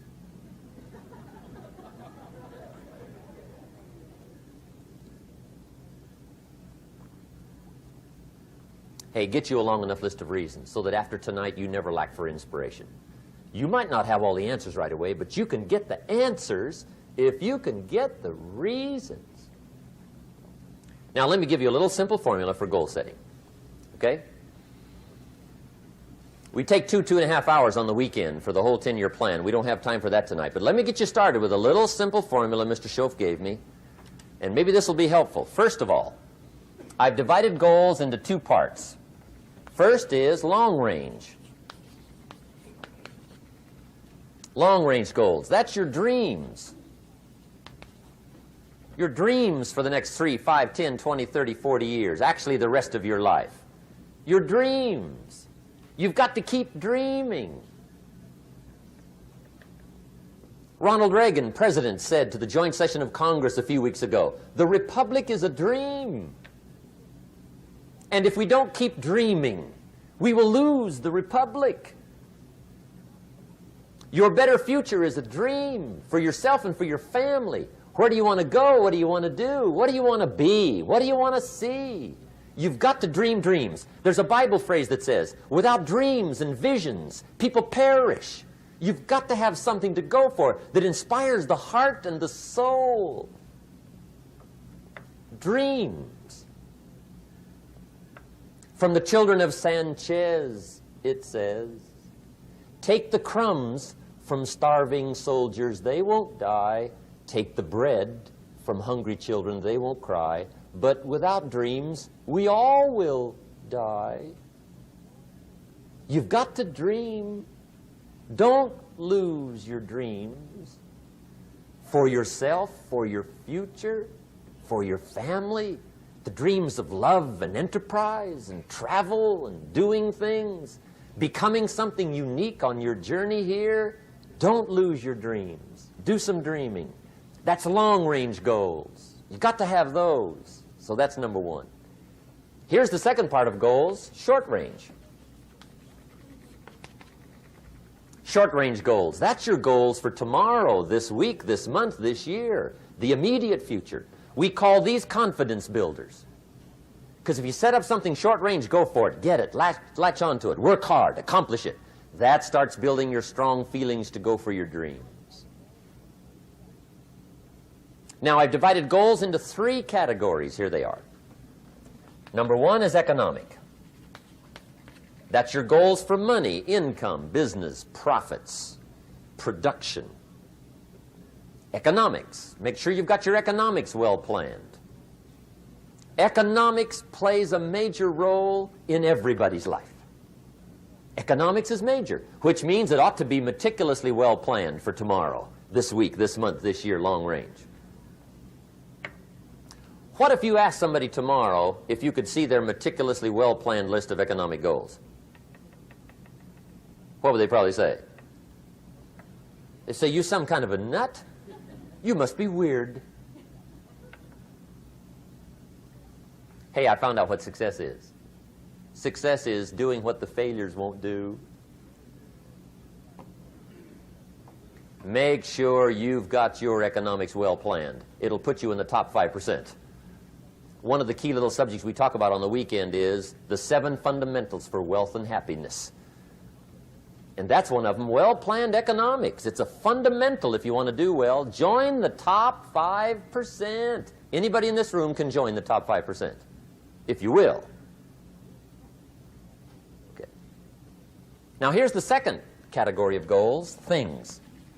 Make a list of the things you want. And on my list of things, now I put everything. Little things as well as major things. Doesn't matter how small it is, it goes on my list. I used to just put major things, cars, homes. I don't do that anymore. I now load my list with everything. Everything. And the reason is, part of the fun of having a list is checking it off. That's it. Boy, at the end of the day, if you can go, got it, got it, got it, got it, got it, got it, whatever it is, right? You get into the habit. So load up your list, the things you want. Now, when you check off something major, celebrate. That's an important point to make. Celebrate your achievements. Live it up. Have a party when you reach something you've worked for a while. See, we all grow from two experiences. One is called the pain of losing. The other one is called the joy of winning. We need both of them. Amplify them as much as you can, which also means make losing painful. If you set up something, fooled around, didn't get it, put it on yourself. On the other side, if you did get it, congratulate yourself. Self-congratulations is a sign of maturity. Seeking congratulations is a sign of immaturity. But hey, winning and losing, see, that's what it's all about. That's the name of the game. Now, some people lead such mediocre lives, at the end of the day, they don't know whether they're winning or losing. They got no clue. Guy's just going through the day with his fingers crossed. There's a better way. Okay, here's the third category of goals, personal development. Put those goals together. Personal development goals. That's your goals to be stronger, more decisive, be a speaker, be a leader, learn a language, all kinds of skills. Okay? The whole weekend seminar was designed to improve all your skills so that you walk away more skillful. And that's what you want, the personal development skills. That's what attracts, that's what brings good things to your life, the person you become more skillful. Now, this is quite a package to work on. Economics, things, personal development. For tomorrow, this week, this month, this year, long range. Okay? That'll get you started. Now, here's the simple formula for setting goals. It goes like this. A, work on your goals. That's step one. Work on them. And I put the word work there deliberately. Setting goals is plain hard work. I don't want to kid you. We haven't come here tonight to kid each other. It's work. I know it's work. That's why a lot of people just let it slide. It's work. Many people work hard on their job, but they don't work hard on their future. They just let that slide. And the work involved is making plans. I know most people don't. I understand that, but don't let that be you. Guy says, well, yeah, you work where I work, but the time you struggle home, it's late. You've got to eat a bite of supper, watch a little TV, get to bed. You can't sit up half the night. Plan, plan, plan. And the guy's behind. Good worker, hard worker, sincere. But you've got to be better than sincere, working hard. You've got to be better than a good worker. You've got to be a good planner. Somebody once wisely said, the people who fail to plan are planning to fail. Well said. So work on your goals. Here's step 2. Write your goals down. That's so important. I teach my staff around the world, put your goals in your journal. Because one of the major people you want to study is yourself. Say, here's the list of goals I put together 3 weeks ago. Here's the list of goals I put together 2 years ago. Here's some of the changes I made, rearrangement of my priorities. I scratched these off. I put these on. I've gotten these.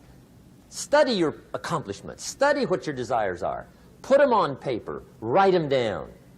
Here's another reason for writing your goals down. It shows you're serious about doing better. And to do better, you got to get serious. You don't have to be grim, but you must be serious. Everybody hopes things will get better. Everybody hopes. Poor people hope. That ought to tell you something. It means the future does not get better by hope. It gets better by plan. I used to have the affliction called passive hope. It's an affliction. It's bad. Probably what's even worse than that is happy hope. Now that is really bad. That's bad. Happy hope. The guy's 50 and he's broke and he's still smiling. See, that's not good. So get serious about your goals. Put them on paper. Write them down. There's all kinds. His goals, her goals, their goals. Business goals, financial independence goals, family goals. I mean, there's so many things to work on this that if you don't get busy and work on it, sure enough, the time will pass. And sure enough, 5 years from now, you'll wind up where you don't want to be, wearing what you don't want to wear, driving what you don't want to drive, being what you don't want to be. Now's the time to fix it. Now, here's the third step to your goals. Check the size of your goals and the kinds of goals. How big they are, what kind they are, affects you. And here's one of the important phrases of the evening. Your goals are affecting you, whatever they are. Your goals affect your handshake. Your goals affect your attitude, personality. Your goals affect the way you walk, the way you talk, the way you dress. All day long, we're being affected by our goals. Now, some people have goals, but they have such lousy goals. The effect is bad. I asked a guy one time, what are your goals for this month? The guy said, look, if I could just scrape up enough money to pay these lousy bills. That was his goal. I'm not saying it isn't a goal. It's a goal, but it's such a lousy goal, the effect is bad. You don't jump out of bed on Monday morning and say, oh boy, another chance to go out and scrape up the money to pay my lousy bills. See, you don't do that. Usually you say, oh, not another Monday.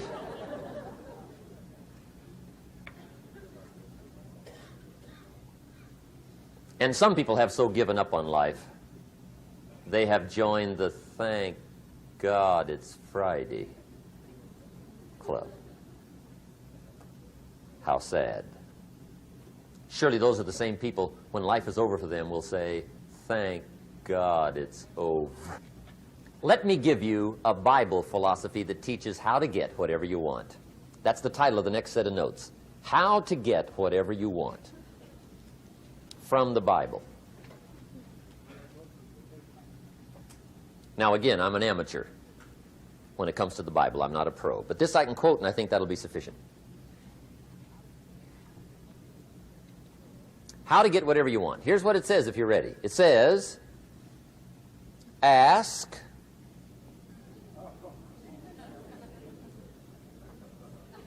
That's it. End of notes. Ask. If there's one art in life to learn extremely well, that's got to be one of them. The art of asking. What does ask mean? Ask means, what do you want? And the formula is staggering. It says ask and what? A guy ought to look into that.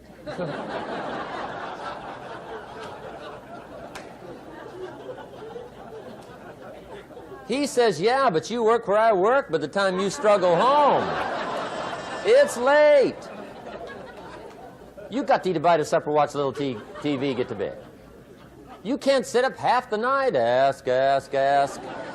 And the guys behind. See, you've got to be better than a good worker. You've got to be a good asker. Now, let me give you 3 key points on asking and receiving. This can do it. Number 1, asking is the beginning of receiving. Asking starts a unique process, mental and emotional. I don't even know how it works. All I know is it works. It's like pushing a button and all this machinery starts working. I don't know how. It just works. There's a lot of things you don't need to know how. Just work them. Some people are always studying the roots. Others are picking the fruit. I mean, it depends on what end of it you want in on. Asking is the beginning of receiving, so start the process. Here's number 2. Receiving is not the problem. Receiving is automatic. Now, if that's true, receiving is not the problem, what's the problem? Failure to ask might be one of your major problems. I don't know. Check it out. The guy says, oh, now I see it. I got up last year and hit it every day, but there's not a scrap of paper with my goals on it. Good worker, poor asker. So you got to change that. Here's number 3. Receiving is like the ocean. There's plenty, especially in California. It's like an ocean here.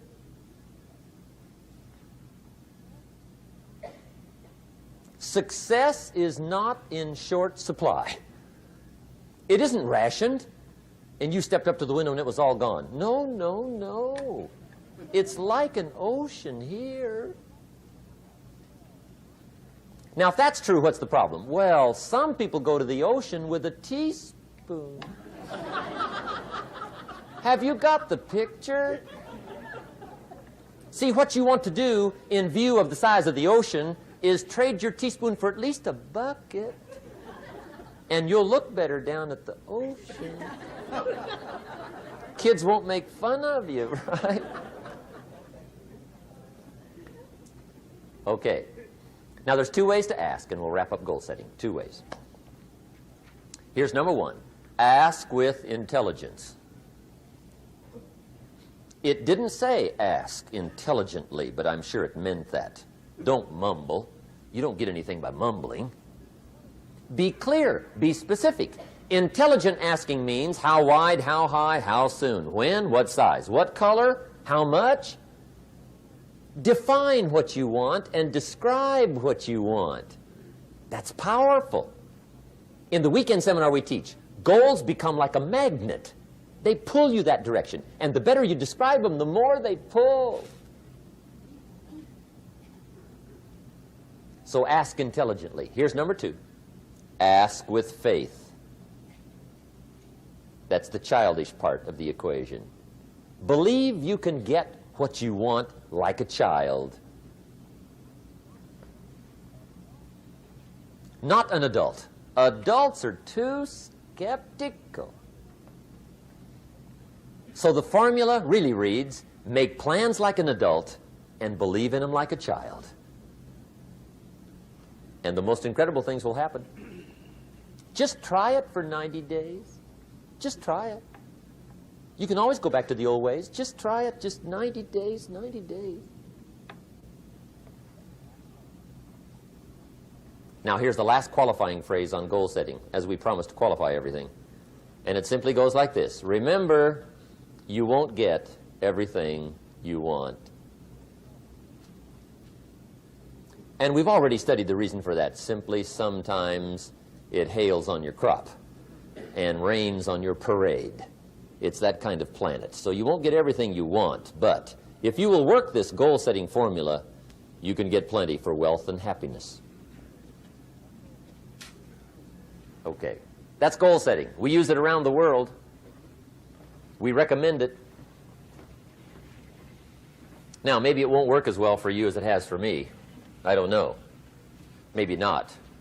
But what if it did? You got to try. Okay. Here's the last subject, the day that turns your life around. Let me just quickly give you a list of 4 emotions that can change your life in one day. Emotions are powerful. Sometimes it doesn't take much to alter your whole life direction.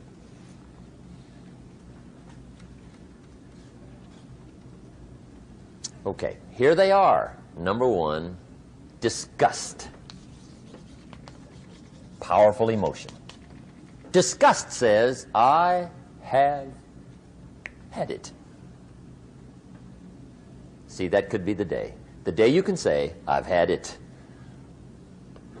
And whether you've had it with something small or something major, the day you can say, I've had it, may not be the day it ends, but the day it begins.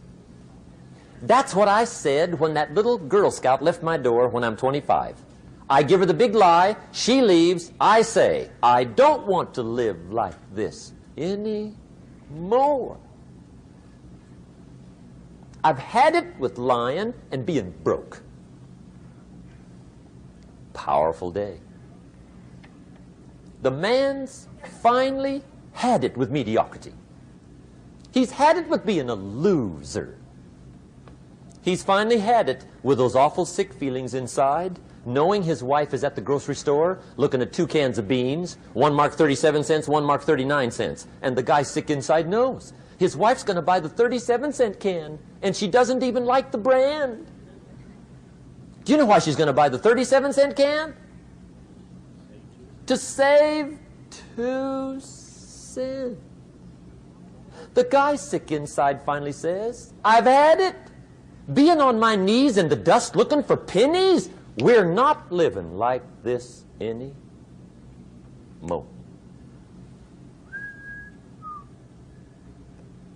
Could be the day that turns your life around. The day you can say, I've had it. He walks into his closet and rips everything in it to shreds and says, I've worn this embarrassing stuff for the last time. And not only will I never wear it again, no one else will ever wear it again. Commit an act that says, I've had it. Powerful. Here's the next one. Decision. And decision-making is powerful. And it's emotional. That's those knots in the pit of your stomach, right? Waking up in the middle of the night in a cold sweat, trying to decide. We sometimes call it inner civil war. What shall I do? Well, for progress, you must decide.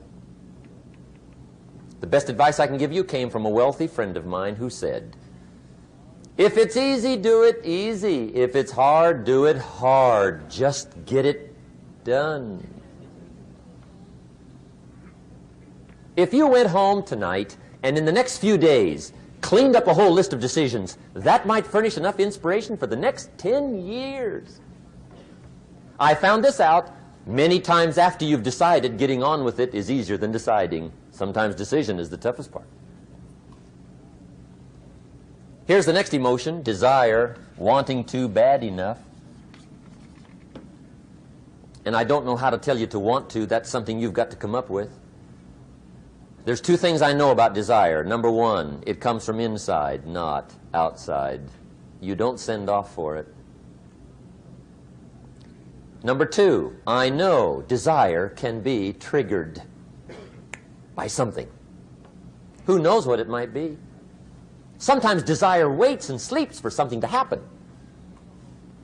Maybe it's a book, maybe it's a song, maybe it's a sermon, maybe it's a lecture, a seminar, maybe it's the conversation of a friend, a happening, an event. Who knows? The best advice I can give you is what I give my staff. It goes like this: welcome every human experience. You never know which one is going to turn it all on. Even the bad experiences.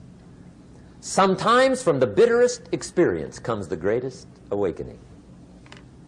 So let down the barriers, take down the walls. The same wall that keeps out disappointment keeps out happiness. Let life touch you. Don't let it kill you, but let it touch you. Here's the last one. This one's powerful. Resolve. Resolve says, I will. Two of the most powerful words in the language. I will. Benjamin Disraeli once said, nothing can resist a human will that will stake even its existence on the extent of its purpose. Shortly put, I'll do it or die. See, that's powerful. That could be the day that turns your life around. The world has a strange way of stepping aside when somebody says, I'll do it or die. The man says, I will climb the mountain. They've told me it's too high, it's too far, it's too rocky, it's too difficult, it's never been done before, but it's my mountain, I will climb it. Pretty soon you'll see me waving from the top. Or dead on the side, because I ain't coming back.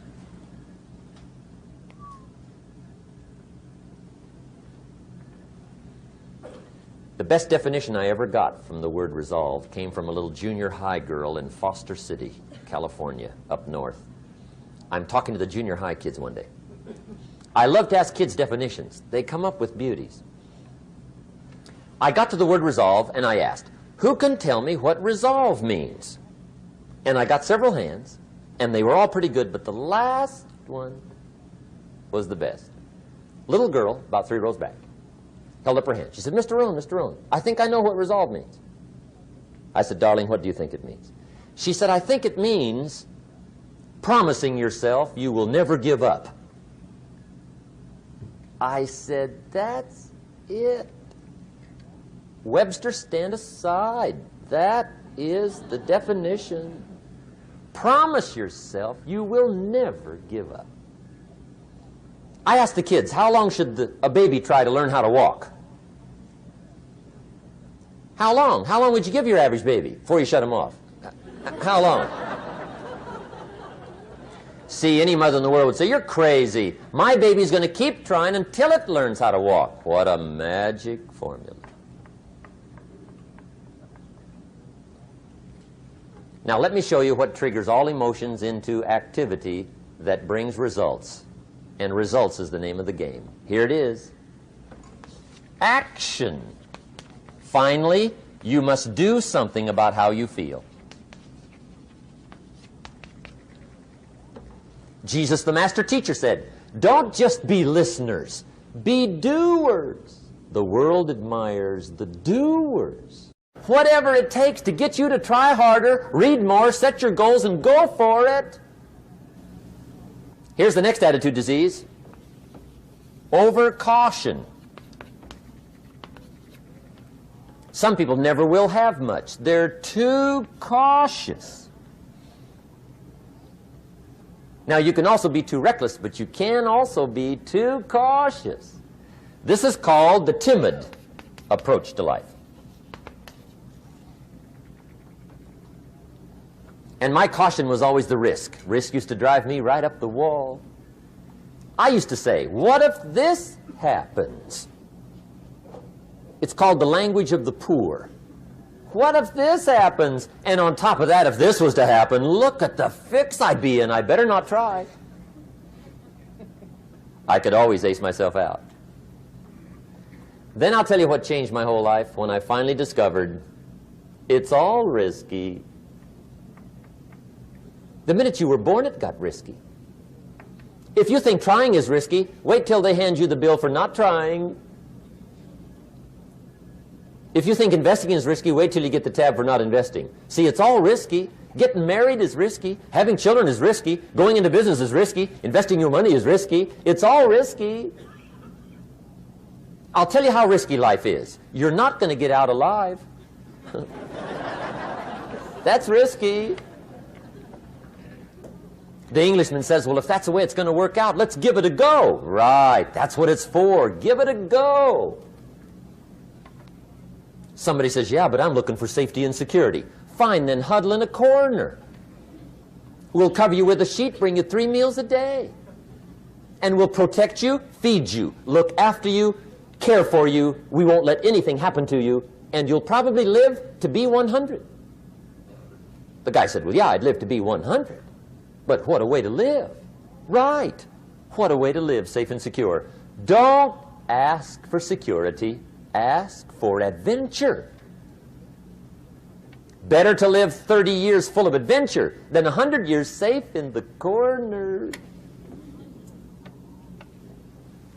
And see, it's not important how long you live. What's important is how you live. Here's the next attitude disease. We're almost through with this motley list. In fact, we're almost through. Hang on. The next one is pessimism. Pessimism, the deadly disease of always looking on the bad side, the problem side, the difficult side, checking all the reasons why it can't be done. The poor pessimist leads an ugly life. He doesn't try to figure out what's right. He tries to figure out what's wrong. He doesn't look for virtue. He looks for faults. And when he finds them, he's delighted. How ugly.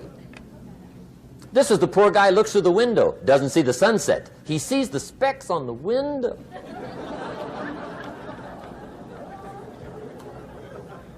And this is the poor guy, right, who rushes up, takes such leave of his senses. This guy rushes up and he says, I've got 5 good reasons why it won't work. He's so dumb he doesn't know all he needs 1. He's got 5.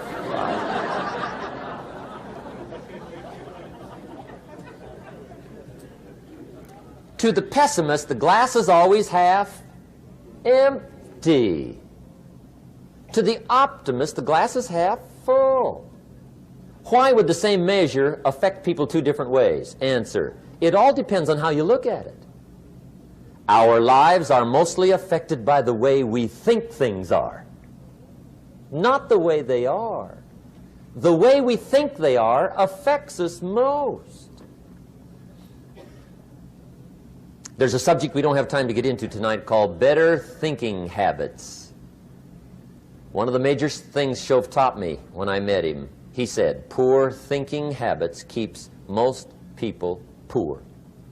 Not poor working habits. Most people work hard, but they don't think hard. And Shove taught me that the mind is like a factory, a mental factory. And whatever you think about all day long pours ingredients into this mental factory. And that's what builds the economic, social, financial fabric of your life.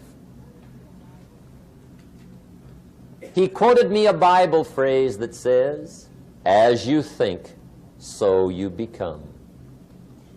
How awesome. When he talked about poor thinking habits, he had me. I used to start the day reading the morning newspaper. I mean, you can believe that or not. I'd get a cup of coffee and read the paper. I'd load up on wars and riots and murders and stabbings and killings and bank robberies and muggings and car wrecks and tragedies. I'd even read the back pages. I seem to like that stuff for some weird reason. I'd load up on all that, and then I'd start the day. You can imagine the kind of days I used to have. You walk around on your financial knees. They call you economic peewee.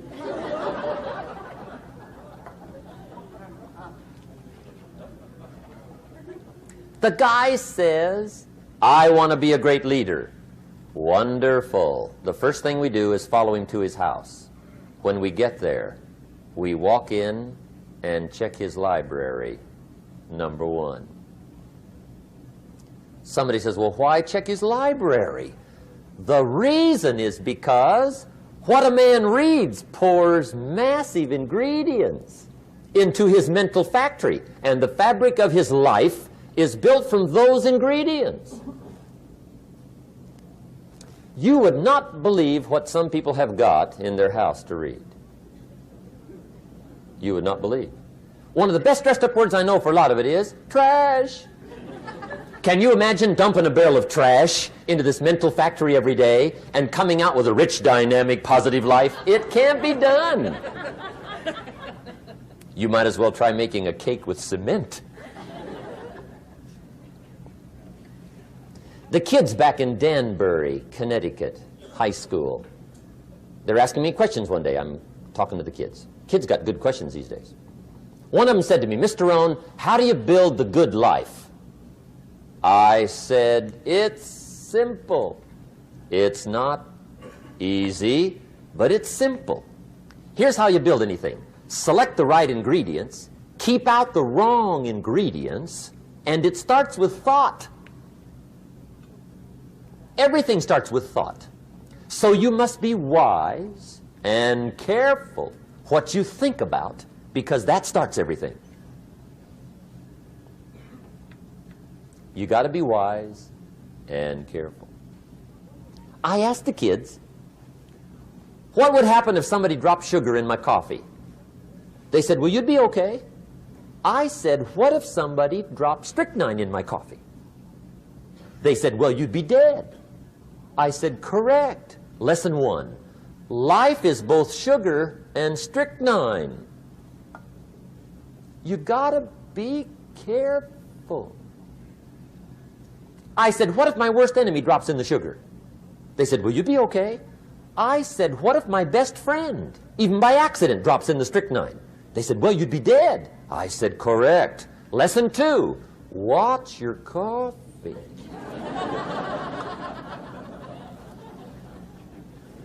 You got to be careful. See, it doesn't matter who hands you the bad stuff. It doesn't matter where you get the bad stuff. It'll still do its damage on your bank account, wherever you get it. Mr. Schoaf gave me one of the greatest phrases when I first met him, when he said, Jim, every day stand guard at the door of your mind. How important. Stand guard at the door of your mind. And you decide what goes into your mental factory. Don't let anybody just dump anything they want to in your mental factory, because you've got to live with the results.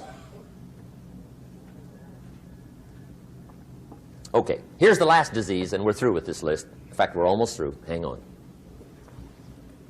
The last subject is very brief. The last disease, but this one is deadly. Engage in this one, indulge in it even slightly, and you might as well forget the future, because it's going to forget you.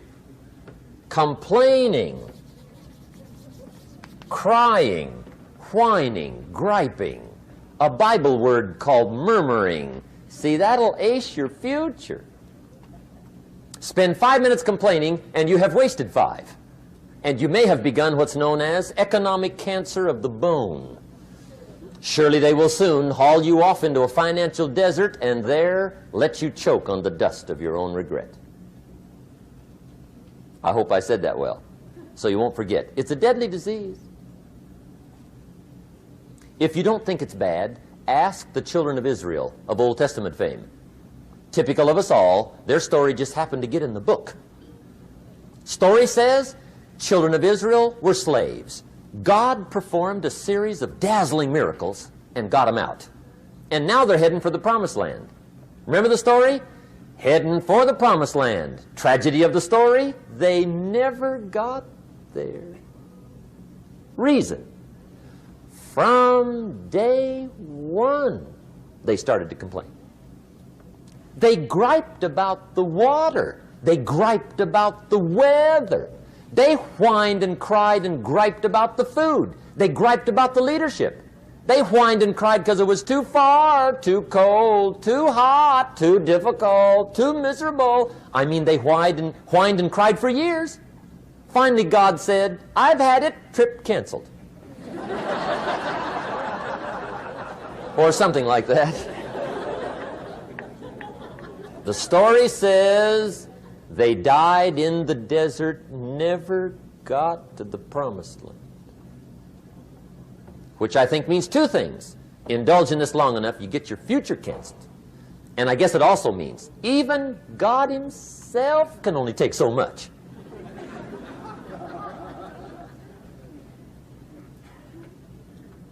Okay.